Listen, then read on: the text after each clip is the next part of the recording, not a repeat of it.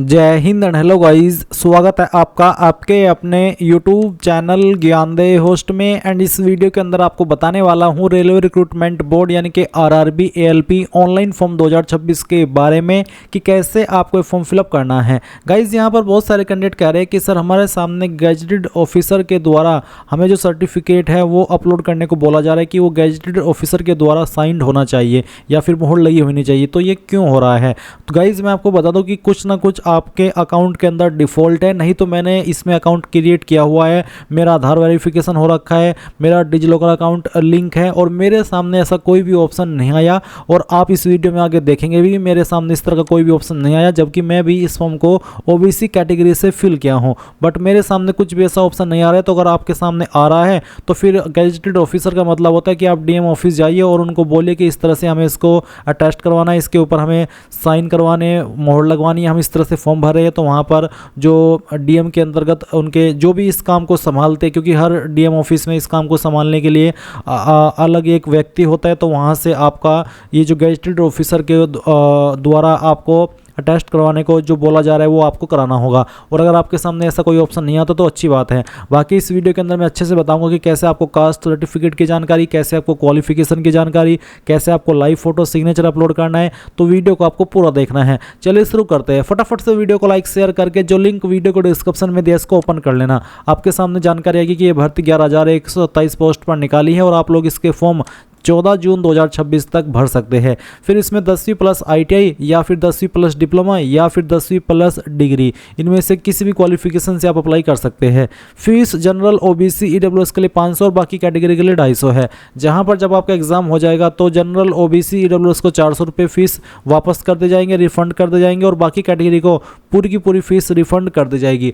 अब अगर आप इसमें सभी इन्फॉर्मेशन जानने के बाद एलिजिबल है और आप इस फॉर्म को बिना किसी प्रॉब्लम के फिल करना चाहते हैं तो आप इंपॉर्टेंट लिंक के सेक्शन से अप्लाई ऑनलाइन लिंक ओपन करेंगे। देन आपके सामने पोर्टल आ जाएगा जो कि आप यहां पर वीडियो में देख सकते हैं। यहां पर आ जाने के बाद में गाइज मैं आपको बता दूं, अगर आप पहले से रजिस्टर्ड है तो आप लॉगिन के ऊपर क्लिक करके दो माध्यम से लॉगिन हो सकते हैं। पहला लॉगिन विद आधार, अगर आप ये माध्यम सेलेक्ट करते हैं तो आपको यहाँ पर वो फ़ोन नंबर डालना है जो कि आधार के साथ में लिंक है। फिर जनरेट आधार ओटीपी के ऊपर क्लिक करना है, आपके नंबर पर ओटीपी जाएगा जो आप यहाँ पर डाल करके ये टिक करेंगे और आई एम नॉट रोबोट के ऊपर क्लिक करके लॉगिन हो जाएंगे। उसके बाद में आपके सामने वाला इंटरफेस आएगा, आपको ऑनलाइन एप्लीकेशन के सेक्शन में आकर के अप्लाई करना है।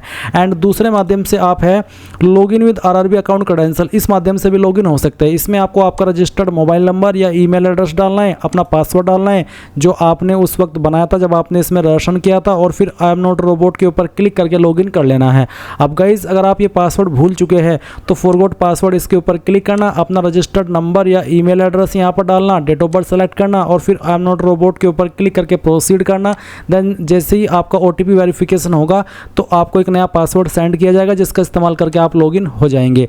अब गाइज अगर आप फ्रेशर है, आपने इस वेबसाइट का इस्तेमाल करके 2024 या 2025 के अंदर कोई फॉर्म नहीं भरा, पहली बार इस वेबसाइट को देख रहे हैं और पहली बार इस वेबसाइट का इस्तेमाल करके कोई फॉर्म भरने वाले हैं, तो आपको पहले इसमें अकाउंट क्रिएट करना होगा। इसके लिए आप क्रिएट एन अकाउंट इसके ऊपर क्लिक करेंगे। देन यहाँ पर प्लीज नोट करके भी उनको यही चीज़ बोली जा रही है कि अगर आपने 2024 या फिर 2025 के अंदर कोई भी सीएन का फॉर्म जो कि आरआरबी के द्वारा इशू किया गया वो भर लिया था तो आप इसमें दोबारा रजिस्ट्रेशन नहीं करेंगे, आप डायरेक्टली लॉगिन कर लेंगे। बट गाइज अब आप इस वाले इंटरफेस पर आए हैं या फिर यहाँ तक आए हैं इस वीडियो के अंदर, तो आप इसमें पहले से रजिस्टर्ड नहीं है, पहली बार कोई फॉर्म भर रहे हैं इस वेबसाइट का इस्तेमाल करते हुए, तो आप यहाँ पर इस प्लीज नोट को ओके कर दीजिए। अब आती है कंट्री ऑफ नेशनलिटी, तो सबसे पहले आपको यहाँ पर इसमें इंडिया सेलेक्ट कर लेना अगर आप इंडियन हैं। फिर आपको यहाँ पर आपका जो फुल नेम है वो एंटर करना है 10th के सर्टिफिकेट के अकॉर्डिंग। और गाइज इस फुल नेम को आपको यहाँ पर दोबारा डाल करके वेरीफाई भी कर देना है। फिर आपसे पूछेगी कि आपने 10वीं के बाद में आपका नाम बदला है, अगर हाँ तो यस, नहीं तो आप नो कर देंगे। फिर जो आपका डेट ऑफ बर्थ है वो आप यहाँ पर कैलेंडर के ऊपर क्लिक करके सिलेक्ट करेंगे। पहले आप यहाँ से आपका जो ईयर है वो सिलेक्ट कर लेंगे, फिर उसके बाद में आपको यहाँ पर जो आपका मंथ है वो सिलेक्ट करना है एंड देन यहाँ पर डे, तो आपका डेट ऑफ बर्थ आ जाएगा। फिर गाइज आपको डेट ऑफ बर्थ को यहाँ पर दोबारा से यहाँ पर डाल डाल के वेरीफाई करना है। तो जो भी आपका डेट ऑफ बर्थ अभी आपने भरा वो आप यहाँ पर एंटर कर दें। इसके बाद आप आपका जेंडर सेलेक्ट कर लेंगे, मेल या फीमेल। जेंडर को दोबारा सेलेक्ट करके वेरीफाई कर देंगे। सेम वे में आप यहाँ पर आपका जो फादर नेम है वो एंटर करेंगे। ये भी आपको 10th के सर्टिफिकेट के अकॉर्डिंग फिल करना है। तो फादर नेम को आपको यहाँ पर दोबारा डाल करके वेरीफाई कर देना है। इसके बाद आप यहाँ पर आपकी माताजी का नाम एंटर करेंगे, माताजी के नाम को दोबारा डाल करके वेरीफाई कर देंगे। फिर आती कॉन्टैक्ट डिटेल। यहाँ पर आप आपकी ईमेल एड्रेस डालेंगे जो कि आप रजिस्टर करना चाहते हैं और फिर जनरेट ईमेल ओटीपी के ऊपर क्लिक करेंगे। आपकी इस ईमेल के ऊपर एक ओटीपी सेंड किया जाएगा जो कि आप यहाँ पर डाल करके वेरीफाई कर देंगे। सेम वे में आप आपका मोबाइल नंबर डालेंगे और जनरेट मोबाइल ओटीपी इसके ऊपर क्लिक करके इसको भी वेरीफाई कर देंगे। अब आपके पास 3 ऑप्शन नीचे यहाँ पर है। एक है वेरिफिकेशन थ्रू डिजिलॉकर और दूसरा है वेरिफिकेशन थ्रू आधार कार्ड या फिर I do not have Aadhaar card. तो अगर आप डिजिलॉकर के माध्यम से वेरिफिकेशन करना चाहते तो आपको वेरिफिकेशन थ्रू डिजिलॉकर इसके ऊपर क्लिक करना होगा। आपको डिजिलॉकर की वेबसाइट के ऊपर ट्रांसफर किया जाएगा। अगर आपका डिजिलॉकर की वेबसाइट के ऊपर पहले से अकाउंट बना हुआ है तो आप डायरेक्टली लॉगिन करके अपनी परमिशंस अलाउ कर देंगे और जो आपकी डिटेल्स हैं जो भी आपने वहां पर डिजिलॉकर के ऊपर डॉक्यूमेंट्स अपलोड किए वो यहाँ पर सभी फैच कर ले जाएंगे। और अगर आप आधार कार्ड के थ्रू इसमें वेरिफिकेशन करना चाहते तो आप इसके ऊपर क्लिक करेंगे, देन आपको आधार की वेबसाइट के ऊपर ट्रांसफर किया जाएगा। वो कैसे आप देख लीजिए, नीचे यहाँ पर आपसे आपका आधार नंबर मांगा है। जैसे आप आपका आधार नंबर डालेंगे, जनरेट आधार ओटीपी के ऊपर क्लिक करेंगे तो गाइज यहाँ पर एक ओटीपी आपको सेंड किया जाएगा। वो ओटीपी डालेंगे और वेरीफाई के ऊपर क्लिक करके उसको वेरीफाई कर देंगे। इसके बाद आप यहाँ पर टिक करेंगे, फिर आप एक पासवर्ड क्रिएट करेंगे। पासवर्ड आपका कैसा उसका आप एग्जांपल देख लीजिए। पासवर्ड के अंदर इंग्लिश का कैपिटल लेटर कम से कम एक, स्मॉल लेटर कम से कम एक स्पेशल कैरेक्टर और साथ ही डिजिट, कुछ इस तरह का पासवर्ड आप बना लेंगे अपनी मर्जी से और उस पासवर्ड को दोबारा डाल करके वेरीफाई कर देंगे। फिर आप यहाँ पर आई एम नॉट रोबोट के ऊपर क्लिक करेंगे और preview and create an account इसके ऊपर क्लिक करेंगे। इसके ऊपर क्लिक करने के बाद जो भी जानकारी आपने शुरू से लेकर अभी तक भरी है वो सभी आपके सामने आएगी। अच्छे से जानकारी एक एक करके चेक कर लेना क्योंकि ये वो सब जानकारी है जो कि करेक्शन के टाइम भी आप एडिट नहीं कर पाएंगे, इसलिए सभी जानकारी अच्छे से चेक करनी है, टाइम लगा करके एक स्पेलिंग, ताकि आपको पूरी तरीके से श्योरिटी हो जाए कि यहाँ सभी इन्फॉर्मेशन सही है। और जब आपकी इन्फॉर्मेशन बिल्कुल करेक्ट हो तब आप यहाँ पर इसको सबमिट कर देना। जैसे ही आप ये प्रोसेस कंप्लीट कर लेंगे आपका अकाउंट क्रिएट हो जाएगा। अब आप यहाँ पर इस वाले इंटरफेस पर आएंगे और लॉगिन करेंगे। लॉगिन करने के लिए आपके पास यहाँ पर 2 विकल्प हैं। एक है आधार वाला, अगर आपने आधार के थ्रू वेरिफिकेशन किया है तो आप यहाँ पर लॉगिन विद आधार सेलेक्ट करके आपका वो नंबर डालिए जो आधार के साथ में लिंक है और जनरेट आधार ओटीपी के ऊपर क्लिक कीजिए और जो ओटीपी आएगा वो यहाँ पर डाल करके आई एम नॉट रोबोट के ऊपर क्लिक करके लॉगिन हो जाइएगा। अगर इसमें कोई इशू आ जाता है तो आप login with RRB account credential इसके ऊपर क्लिक करना, आपका रजिस्टर्ड नंबर या ईमेल एड्रेस यहाँ पर डालना और जो पासवर्ड अभी आपने बनाया अपनी मर्जी से वो यहाँ पर डालना और फिर यहाँ पर आई एम नॉट रोबोट के ऊपर क्लिक करके लॉगिन के ऊपर क्लिक करना। इसके बाद में गाइज आपके सामने यहाँ पर ओटीपी सेंड करने का विकल्प आएगा। आपको सेलेक्ट करना होगा कि आप ओटीपी ईमेल पर चाहते हैं या फिर नंबर पर, जो भी माध्यम आप सेलेक्ट कर लेते हैं उसी के ऊपर आपको ओटीपी सेंड किया जाएगा। वो ओटीपी आप यहाँ पर डालेंगे और लॉगिन के ऊपर क्लिक कर देंगे। अब गाइज लॉगिन करने के बाद आपके सामने यहाँ पर कुछ ऐसा इंटरफेस आ जाएगा। अगर आपने अभी रजिस्ट्रेशन किया है तो भी आपके सामने वाला इंटरफेस आएगा और अगर आप पहले से रजिस्टर्ड है तो गाइज तो भी आपके सामने यही वाला इंटरफेस आएगा।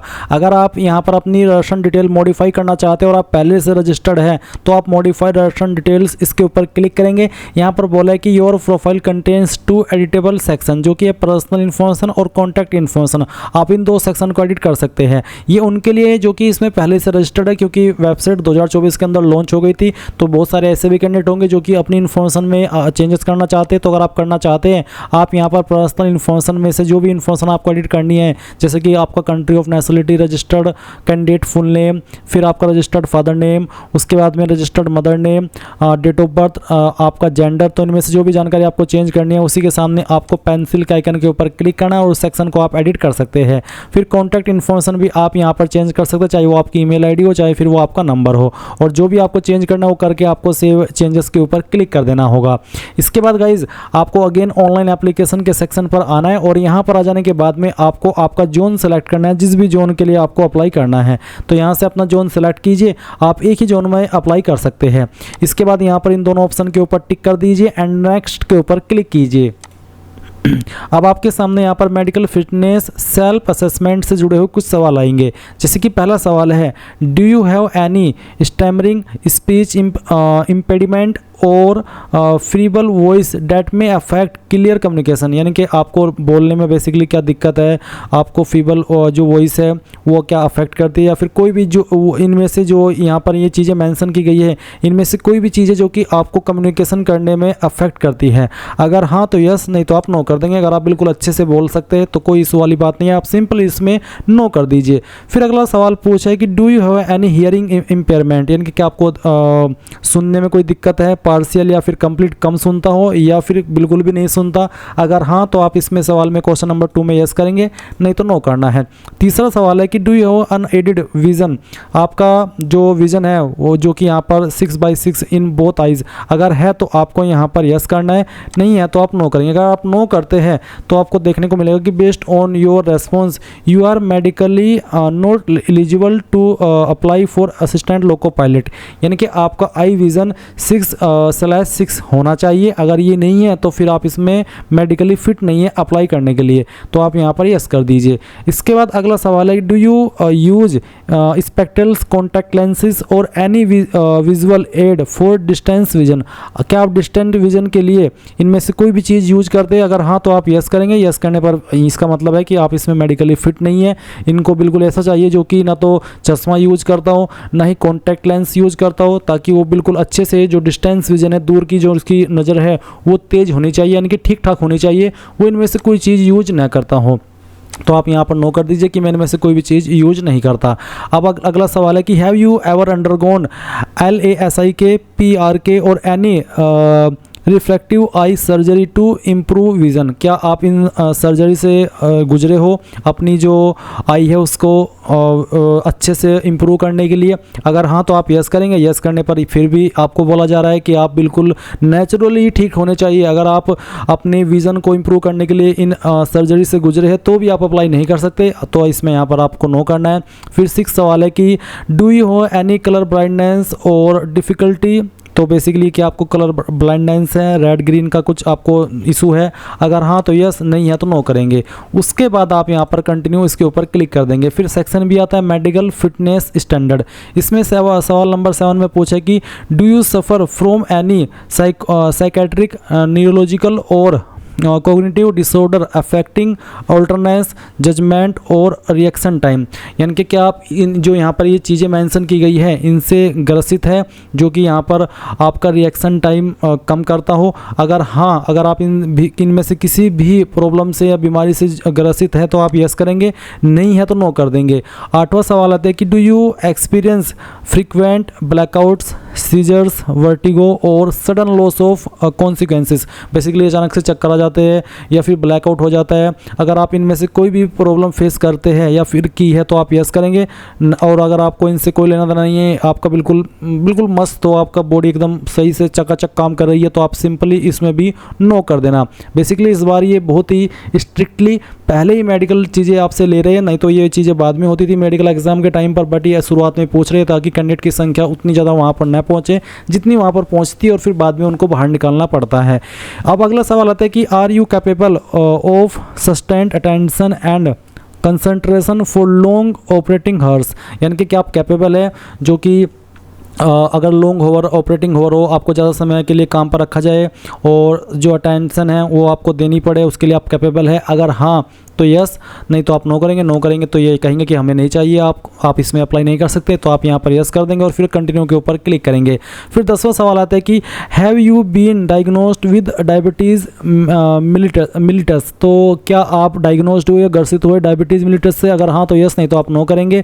फिर सवाल आता है कि have you been diagnosed with hypertension, high blood pressure, क्या आप हाई ब्लड प्रेशर से डायग्नोस्ड हुए हैं, यानी कि ग्रसित हुए हैं। अगर हाँ तो यस, नहीं तो आपको नो करना है। फिर सवाल नंबर 12 है do you have any cardiovascular disease, respiratory disorder और क्रोनिक सिस्टमेटिक इलनेस, तो अगर आपको इनमें से कोई भी बीमारी है जो यहाँ पर मेंशन की गई है, या फिर इनमें से कोई भी लक्षण है जो यहाँ पर मेंशन किए गए हैं तो यस, नहीं तो नो करेंगे। सवाल नंबर 13 कि are you currently taking medication that में कॉज ड्राउसीनेस, डिलेड रिएक्शन और इम्पेयर्ड अल्टरनेस, तो अगर आप यहाँ पर करंटली इनमें से किसी भी प्रॉब्लम के लिए मेडिकेशन ले रहे हैं, दवाई ले रहे हैं, तो आप यस करेंगे, नहीं तो आपको नो करना है। फिर आप कंटिन्यू इसके ऊपर क्लिक कर देंगे। फिर फिर गाइज एक और सवाल है कि question number 14, do you consume narcotics, drug, substances और हैबिट फॉर्मिंग इंटॉक्सिसेंट्स। अगर आप इनमें से कोई भी चीज़ें ले रहे हैं, कंज्यूम करते हैं, बेसिकली क्या आप कोई नशा करते हैं, इनसे जुड़ा हुआ जो यहाँ पर मेंशन किए गए हैं, तो आपको यहाँ पर यस करना, नहीं तो आप नो कर देंगे। Do you consume alcohol habitually और इन मैनर अफेक्टिंग वर्क ऑल्टरनेस, यानी कि क्या आप आदतन अल्कोहल लेते हैं, कंज्यूम करते हैं, या फिर ऐसा कोई ऑल्टरनेस जो कि आपका जो वर्क हो रहा है उसको अफेक्ट करता हो। अगर हाँ तो यस, नहीं तो आप नो करेंगे। फिर कंटिन्यू कर देंगे। इसके बाद यहाँ पर डिक्लेरेशन ऑफ ट्रूथलेस, तो यहाँ पर आपको बोला कि आई हैव डिक्लेयर्ड, यानी कि जो इन्फॉर्मेशन मैंने दी है, जिनके सवाल मैंने सही किए दिए हैं वो मेरी अकॉर्डिंग सही है। अगर किसी भी चीज़ में मैं गलत पाया जाता हूँ तो मेरा जो फॉर्म है वो रद्द किया जा सकता है। तो आप यहाँ पर टिक करेंगे। अब आप सबमिट इसके ऊपर क्लिक कर देंगे। इसके बाद गाइज यहाँ पर वो इन्फॉर्मेशन आएगी जो कि आपने राशन करते समय भरी थी। अब गाइज आपके सामने यहाँ पर ये सब इन्फॉर्मेशन आएगी जैसे कि आप वीडियो में देख सकते हैं। तो पहला सवाल है मैरिटल स्टेटस का, तो अनमैरिड हो या मैरिड हो, जो भी आपका स्टेटस है वो आप सिलेक्ट कर लेंगे। रिलीजन आपका क्या है वो आपको यहाँ पर सिलेक्ट कर लेना है। उसके बाद में आपसे पूछे do you wish to avail fee exemption, जो SC ST और OBC को एंड फीमेल को जो छूट मिलती है, क्या आप वो आप लेना चाहते हैं। अगर आप यहाँ पर यस करेंगे तो यस करने के बाद में आपको पूछा कि you have claimed waiver of examination fee, और उसके बाद में you will be required to furnish an affidavit on non-judicial stamp paper mentioning your minority community at the time of document verification, यानी कि आपको जो आपकी माइनॉरिटी कम्युनिटी है या फिर जो भी आपकी कास्ट कैटेगरी है जिसके तहत आपको फी वेवर चाहिए, उससे जुड़ा हुआ डॉक्यूमेंट वेरिफिकेशन के टाइम पे सर्टिफिकेट दिखाना होगा। बेसिकली ये सवाल उनके लिए भी है, जैसे कि मैंने आपको वीडियो के शुरुआत में बताया था कि जनरल OBC से 500 रुपये फीस ली जाएगी और बाकी कैटेगरी से 250। जब आपका CVT हो जाएगा, एग्जाम हो जाएगा, चाहे आप वो पास करे चाहे फेल करे, तो गाइज आपको जनरल OBC को 400 रुपये फीस रिफंड होगी और बाकी कैटेगरी कैंडिडेट को पूरी की पूरी फीस रिफंड कर दी जाएगी। तो ये उससे से जुड़ा हुआ सवाल है। अगर आप इसमें नो कर देते हैं तो गाइज जो फीस रिफंड होती है वो रिफंड आपको नहीं होगी, क्योंकि आपने पहले ही बोल दिया कि हमें फीस रिफंड नहीं चाहिए। अगर आप यहाँ पर यस करेंगे तो फिर गाइज आपको आपकी फ़ीस रिफंड की जाएगी, एंड इसमें आपको सभी को यस ही करना हो कि हाँ मैं अपनी फ़ीस रिफंड चाहूँगा जब भी फीस रिफंड का प्रोसेस आपसे कराया जाए।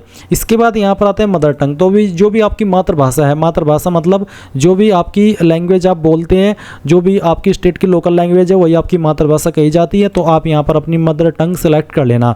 उसके बाद choice of language for examination, exam कौन सी लैंग्वेज में देना चाहते हैं, इनमें से जिस लैंग्वेज को आप सेलेक्ट कर लेंगे फिर उसी लैंग्वेज में आपको आपका एग्जाम देना होगा। Permanent visible mark of identification first, यानी कि आपकी बॉडी के ऊपर ऐसा निशान जिससे आपकी बॉडी की पहचान होती है। ये निशान आपकी बॉडी के ऊपर जलने का हो सकता है, कटने का हो सकता है, कोई तिल हो सकता है, कोई इंजरी हो सकती है, तो जो भी है वो आप यहाँ पर लिख देना, जो भी आपकी बॉडी के ऊपर निशान है। फिर सेकंड निशान, ये तो आपने पहला मार्क लिख दिया, अब आपको दूसरा मार्क जो भी आपकी बॉडी के ऊपर है एक से ज़्यादा, उस मार्क के बारे में आप यहाँ पर लिख देंगे। अब आपके सामने कम्युनिटी डिटेल आएगी। इसमें गाइज आपको बता दूं, अगर आप जनरल है, अनरिजर्व हो, तो आपके सामने कोई अतिरिक्त ऑप्शन नहीं आएगा। आप सिंपली नीचे आपका जो प्रेजेंट एड्रेस है वो फिल करेंगे, जहाँ पर आपको स्टेट सेलेक्ट करनी है, डिस्ट्रिक्ट एड्रेस के सेक्शन में कंप्लीट एड्रेस डाल देना, जो भी आपका एड्रेस है, और जो आपका नज़दीकी सिटी है वो आप डाल देंगे, पिन कोड डाल देंगे। एंड अगर आपका प्रेजेंट एड्रेस और परमानेंट एड्रेस सेम है तो आप यहाँ पर इस बॉक्स को टिक कर देंगे। अगर प्रेजेंट और परमानेंट एड्रेस अलग अलग हैं तो अनटिक करके अलग से इस तरह परमानेंट एड्रेस फिल करके सेव करेंगे और नेक्स्ट करके आगे बढ़ जाएंगे। बट गाइज अगर आपकी कैटेगरी ST है, OBC है या EWS है तो आपके सामने अतिरिक्त ऑप्शन आएंगे। चलिए दिखाता हूँ एक एक करके कि किसके सामने क्या ऑप्शन आएंगे। अगर आप यहाँ पर ST सेलेक्ट करते हैं, आप ST कैटेगरी से आते तो आपको बोला है कि only those communities which are recognised by the central government of India as SC ST and OBC non creamy layer are eligible for reservation, यानी कि जो सेंट्रल गवर्नमेंट के तहत SC ST and OBC non creamy layer में आते हैं वही reservation के लिए योग्य होंगे, बाकी कोई योग्य नहीं होगा। और कास्ट सर्टिफिकेट भी आपका सेंट्रल का ही बना होना चाहिए। तो आप I understand and I agree इसके ऊपर क्लिक करेंगे। और गाइज अगर आप यहाँ पर कम्युनिटी में OBC सेलेक्ट करते तो आपसे सेम सवाल बोला है कि आपका जो कास्ट सर्टिफिकेट है वो सेंट्रल के द्वारा बना होना चाहिए। तो आप I understand and I agree इसके ऊपर क्लिक कर देंगे। और अगर आप यहाँ पर कम्युनिटी EWS से आते हैं तो आपको यहाँ पर बोला है कि EWS candidate must produce income and asset certificate in request format based on the income for financial year 2025-2026 and valid for the year 2025-2026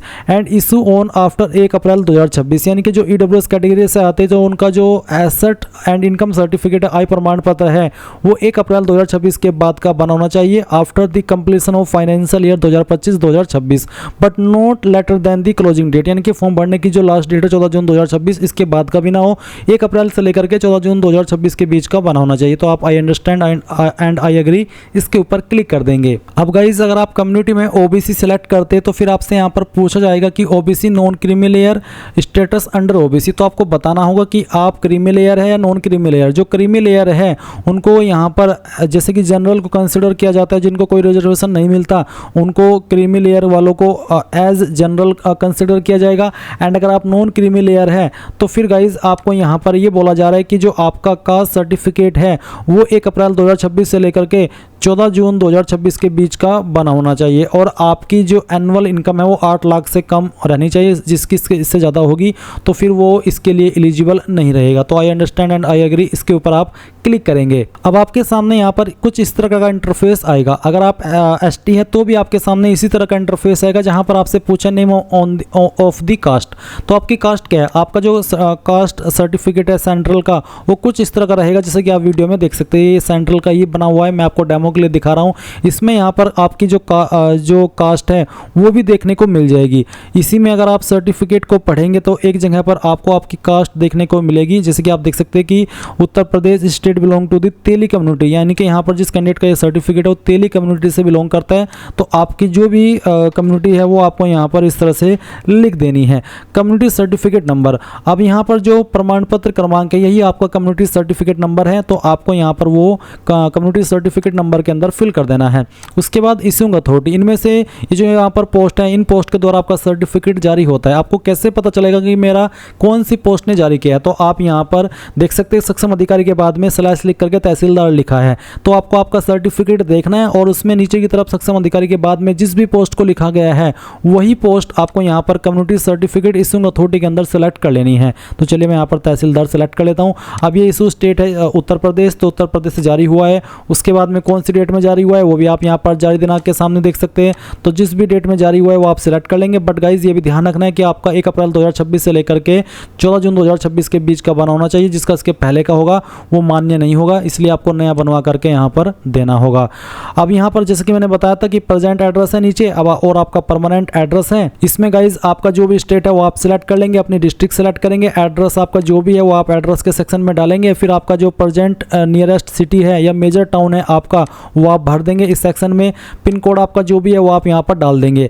अगर आपका प्रेजेंट एड्रेस और परमानेंट एड्रेस सेम है तो आप इस बॉक्स को टिक कर देंगे। अगर अलग अलग है तो अनटिक करके अलग से भर देना, नहीं तो जैसे कि मैंने कहा कि अगर सेम है तो यहाँ पर टिक करके सेव करेंगे और नेक्स्ट के ऊपर क्लिक कर देंगे। अब आपके सामने यहाँ पर डिक्लेरेशन आएगा और आपको कहना है कि I hereby consent that my refund may be credited to the bank account linked with my mention Aadhaar number. तो आप आई अंडरस्टैंड एंड अग्री इसके ऊपर क्लिक करना, यहाँ पर टिक करना। कुछ सवाल है जैसे कि क्या आप एक्स सर्विसमैन है, अगर हाँ तो यस, नहीं तो आपको नो करना है।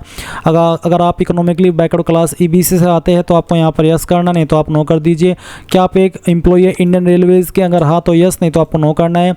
फिर पूछा है आपको यहाँ पर आपका करंट एम्प्लॉयमेंट, तो आपका करंट डिपार्टमेंट क्या है, सेंट्रल गवर्नमेंट, स्टेट गवर्नमेंट या फिर पब्लिक सेक्टर अंडरटेकिंग या फिर नॉट एप्लीकेबल। अगर आप अभी कोई जॉब नहीं करे, क्या छोटी मोटी जॉब करे तो आप नॉट एप्लीकेबल के ऊपर क्लिक कर देना। फिर पूछा कि क्या आपके पास एनएसी है, कोर्स कंप्लीटेड एक्ट अप्रेंटिस इन रेलवे एस्टेब्लिशमेंट, तो आप जो कि आपने एनसीवीटी के द्वारा किया हो तो आप यस करेंगे। यस करने पर आपको बताना हो कि कौन से ट्रेड में आपने किया है और कब आपने ट्रेनिंग स्टार्ट की थी, कब तक ट्रेनिंग की थी और इज़ योर रिजल्ट डिक्लेयर्ड, उसका आपको आंसर देना है यस या फिर नो। अगर यस तो फिर आपको certificate number, certificate date, marks obtained और फुल मार्क्स, अगर नहीं तो नो। एंड अगर आपके पास ये नहीं है जो कि यहाँ पर मेंशन किया गया है, कोर्स कंप्लीट किया हो आपने रेलवे के किसी भी एस्टेब्लिशमेंट द्वारा, तो आप सिंपली नो कर दीजिए कि मैंने नहीं किया। इसके बाद आता है bank detail for refund of fee. यहाँ पर गाइज आप पहले तो आप वो नंबर डालिए। बेसिकली अगर आपका सवाल आने वाला है ये वाला कि सर क्या मैं किसी और का आधार नंबर दे सकता हूँ जिसमें कि मैं फीस रिफंड चाहूँ, तो हाँ आप दे सकते हैं। ज़रूरी नहीं है कि आप अपना ही यहाँ पर अकाउंट लिंक करें। अगर आपका नहीं हो रहा है और आप किसी और का देना चाहते हैं तो आप किसी और का भी दे सकते हैं, और आपका भले ही लिंक भी हो रहा हो फिर भी आपको अपने फादर का, अपने फ्रेंड का, अपने रिलेटिव का, किसी का भी अकाउंट नंबर देना है जो कि आप देना चाहते हैं, वो भी आप यहाँ पर दे सकते हैं। कोई इशू वाली बात नहीं है, इसमें आपकी सैलरी नहीं आएगी, ये सिर्फ फीस रिफंड से जुड़ा हुआ है। तो आप यहाँ पर आपका जिसका भी आपको अकाउंट लिंक करना है उसका नंबर आधार का 12 डिजिट का डाल दीजिए। गाइज अगर कोई इशू ना हुआ तो आपका यहाँ पर डायरेक्टली इस तरह से अकाउंट लिंक हो जाएगा बहुत ही आसानी में। एंड अगर आपका लिंक नहीं हो रहा है तो गाइज आप उसका डाल लीजिए इसमें आधार नंबर, जिसका जो आधार नंबर है और बैंक है वो लिंक हुआ हो। इसके बाद आप सेव करेंगे, ये जानकारी सेव हो जाएगी और फिर नेक्स्ट के ऊपर क्लिक करेंगे। यहाँ पर क्वालिफिकेशन की जानकारी देनी है, तो सबसे पहले अगर आपके पास नेशनल अप्रेंटिसशिप सर्टिफिकेट है वो भी आप दे सकते हैं। मैं आपको सजेस्ट करूँगा कि आपको यहाँ पर मैट्रिकुलेशन सेलेक्ट कर लेना है सबसे पहले, फिर आपको बताना है कि आपने आपकी 10वीं कौन सी स्टेट से की है, कौन सी डिस्ट्रिक्ट से की है, और डिस्ट्रिक्ट भी आपको यहाँ पर सेलेक्ट करनी है। अपने बोर्ड का नाम आपको यहाँ पर बताना है जिस भी बोर्ड के द्वारा आपने की है। डेट ऑफ पासिंग, कब आपने इस क्वालिफिकेशन को पास कर लिया था, वो भी आपको यहाँ पर इस तरह से सिलेक्ट करना होगा। जैसे कि मैं आपको यहाँ पर सिलेक्ट करके दिखा रहा हूँ, आपका महीना और फिर यहाँ से डेट, इस तरह से आपकी डिटेल्स आ जाएगी। फिर आपको यहाँ पर 10वीं का जो भी रोल नंबर था वो यहाँ पर डाल देना है, और आपका जो 10वीं का सर्टिफिकेट नंबर है या सीरियल नंबर है वो आप यहाँ पर डाल दीजिए। इसके बाद आप यहाँ पर ऐड के ऊपर क्लिक करेंगे तो ये जानकारी ऐड हो जाएगी। अब इसके बाद आपके पास इनमें से कोई क्वालिफिकेशन होनी चाहिए, चाहे वो नेशनल अप्रेंटिसशिप सर्टिफिकेट हो, चाहे वो ITI हो, चाहे वो डिग्री हो या फिर डिप्लोमा हो। मान लीजिए आपके पास ITI है तो आप ITI सेलेक्ट कर लेंगे, फिर बताएंगे कौन से ट्रेड में आपने की है, स्टेट बताएंगे जहाँ से आपने की है, डिस्ट्रिक्ट बताएंगे जहाँ से आपने आपकी ITI की है, नेम ऑफ इंस्टीट्यूट जहाँ से की है उस इंस्टीट्यूट का नाम आपको यहाँ पर एंटर करना है। उसके बाद में कब आपने इस क्वालिफिकेशन को पास कर लिया था वो आपको यहाँ पर सेलेक्ट कर लेना है इस तरह से। और उसके बाद में यहाँ पर आपको बताना है कि सर्टिफिकेट NCVT के हैं या फिर SCVT, जिसके द्वारा भी है वो ये आप सिलेक्ट कर लेंगे। और certificate type national trade certificate या फिर स्टेट ट्रेड सर्टिफिकेट जो भी है वो आपको सिलेक्ट करना है और ऐड के ऊपर क्लिक करके ऐड कर देना है। अब अगर आप यहाँ पर डिग्री के माध्यम से अप्लाई करें तो आप डिग्री सेलेक्ट करेंगे। उसके बाद में डिसिप्लिन में इनमें से कोई एक डिसिप्लिन आपका डिग्री का होना चाहिए, आपको सेलेक्ट करना होगा। उसके बाद में जैसे कि मैंने यहाँ सेलेक्ट किया तो पूछा name of the course as existing on certificate, certificate के ऊपर कौन सा कोर्स लिखा हुआ है वो कोर्स का नाम आपको यहाँ पर लिखना है। स्टेट बतानी है जहाँ से आपने किया है, डिस्ट्रिक्ट बतानी है जहाँ से आपने किया है। उसके बाद में आपको यहाँ पर कॉलेज या यूनिवर्सिटी का नाम बताना है, डेट ऑफ पासिंग और परसेंटेज। एंड अगर आपने डिप्लोमा किया तो आप 3 ईयर डिप्लोमा सेलेक्ट कर लेंगे, डिसिप्लिन यहाँ पर सेलेक्ट करेंगे। आपके डिप्लोमा के अंदर जो सर्टिफिकेट है कौन सा कोर्स उस पर मेंशन है वो कोर्स आपको एग्जैक्टली यहाँ पर लिखना होगा। स्टेट बतानी होगी, डिस्ट्रिक्ट बतानी होगी, कॉलेज यूनिवर्सिटी का नाम और डेट ऑफ पासिंग।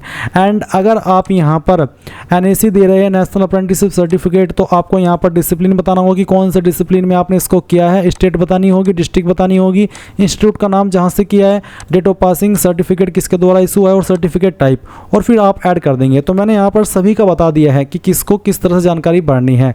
और अब आप यहाँ पर नीचे नेक्स्ट के ऊपर क्लिक कर देंगे। इसके बाद गाइज आपके सामने यहाँ पर लाइव फोटो कैप्चर करने का ऑप्शन आएगा और सिग्नेचर अपलोड करने का ऑप्शन आएगा। तो आप यहाँ पर पहले लाइव फोटो कैप्चर करेंगे और कैप्चर करते समय आपको यहाँ पर ध्यान रखना कि किस तरह का फोटो रिजेक्ट होगा। ये सिग्नेचर के आपको डेमो दी है कि किस तरह का सिग्नेचर रिजेक्ट होगा और किस तरह का एक्सेप्ट होगा। इसी प्रकार से फोटो किस तरह के एक्सेप्ट होंगे, किस तरह के रिजेक्ट, वो भी आपको यहाँ पर बताया गया है। फिर आप यहाँ पर दिए गए इंस्ट्रक्शंस के अकॉर्डिंग अपना फोटो एंड सिग्नेचर अपलोड कर देंगे। यहाँ पर टिक करेंगे, सेव करेंगे और नेक्स्ट के ऊपर क्लिक कर देंगे। गाइज यहाँ पर फाइनली मैंने फोटो एंड सिग्नेचर अपलोड कर लिया। फोटो एंड सिग्नेचर अपलोड करने में काफ़ी ज़्यादा इशू आया है और आपको भी चीज़ का ध्यान रखना है कि जो आप फोटो अपलोड कर रहे हो लाइव वाला, इसमें आपको बैकग्राउंड लाइट वाइट रखना है तभी ये अपलोड हो पाएगा। और सिग्नेचर भी इस तरह से आपको अपलोड कर देना है। उसके बाद आप यहाँ पर टिक करेंगे जैसे दोनों फाइल इस तरह से अपलोड हो जाए और फिर सेव करके नेक्स्ट के ऊपर क्लिक करेंगे। देन यहाँ पर गाइज आपको आपकी प्रेफरेंस देनी है जोन की, आप इसके ऊपर इस तरह से टिक कीजिए और उसके बाद आप यहाँ पर इसके ऊपर टिक करेंगे, यहाँ पर टिक करेंगे। पहले इसमें आपको बताना है कि कहाँ से आप फॉर्म को भर रहे हैं। यहाँ पर बहुत सारे कैंडिडेट अपना नाम लिख देते हैं, आपको आपका नाम नहीं बल्कि जहाँ से आप फॉर्म भर रहे हैं उस जगह का नाम आपको देना है और उसके बाद प्रीव्यू एप्लीकेशन इसके ऊपर क्लिक करना है। अब जो भी जानकारी आपने भरी है शुरू से लेकर अभी तक वो सभी आपके सामने आएगी। जब आपको लगे कि सभी जानकारी सही है तो आप यहाँ पर टिक करेंगे एंड उसके बाद आप सबमिट कर देंगे। जैसे आप यहाँ से सबमिट करेंगे तो गाइज आप यहाँ पर देखेंगे applicant will not be able to any correction in the online application after submission. अगर आपने यहाँ पर एक बार सबमिट कर दिया तो इसके बाद में आपको फ़ी पेमेंट करना होगा और जब आप फ़ी पेमेंट कर देंगे और उसके बाद आपको पता लगे कि यार मैंने फॉर्म फॉर्म्स में कोई गलती कर दी है तो गाइज जब आपका करेक्शन आएगा उस वक्त आप उसको सही कर सकते हैं। इसके पहले तक आप उसमें कोई भी चेंजेस नहीं कर पाएंगे। तो पूरी तरीके से श्योर होकर के आपको सबमिट करना है और फिर अपना फ़ी पेमेंट कर देना है। और फ़ी पेमेंट करने के बाद में आपको हिस्ट्री ऑफ एप्लीकेशन के सेक्शन में आकर के यहाँ से आपका जो फॉर्म का प्रिंट है वो ले लेना है। इस तरह से गाइज आप लोग RRB ALP ऑनलाइन फॉर्म 2026 भर पाएंगे। आई होप ये प्रोसेस आपको पसंद आया होगा एंड थैंक्स फॉर वॉचिंग। जय हिंद।